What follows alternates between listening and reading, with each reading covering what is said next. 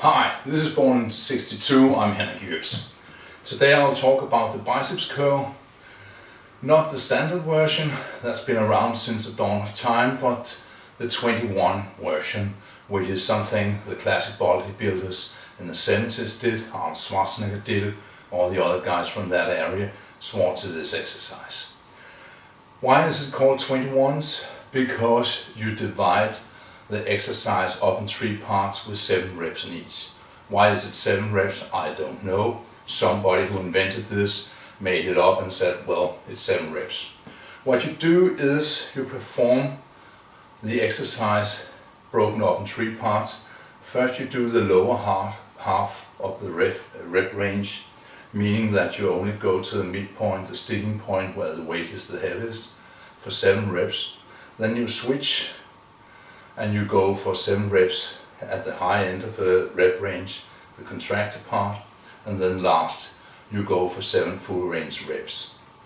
Why is this good? Because it forces you to be very strict and to keep good form. That is the reason why we use this. You have probably seen it already in gyms all over the world. You will see people with inflated egos and mega biceps who try to pull a lot of weight and goes like this. What they actually do is they are robbing themselves from a lot of the range of motion in the rep, because there's a small sticking point here, but they set in motion like this, and then in the middle here, where they should feel a lot of weight, they are leaning backwards to get the weight over. So they will have some contraction at the top point, and they will have some contraction when they start up the rep. But most of the action will be a dynamic swing, like they were doing kettlebell swings or something like that.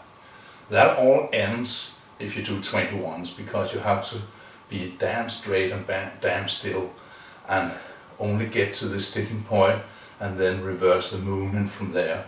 Afterwards it's even harder when you get from the contracted top position and stand still at the hardest part of the exercise. The weight is hardest at this point because you are at the midpoint where gravity pulls at your forearm, and this is a really sticking point. So you will train the sticking point and get stronger at this point, and you'll be forced to be still. So most people will have to reduce the weight they use a lot, but that's alright, because this will develop your biceps like no other exercise. So try this out.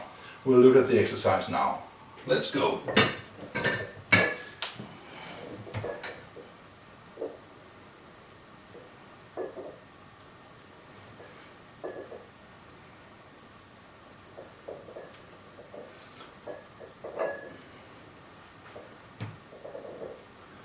And this is the last one, number 7.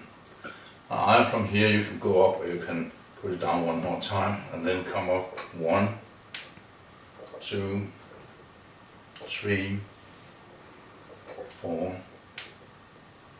5, 6, 7. And then the last full range reps.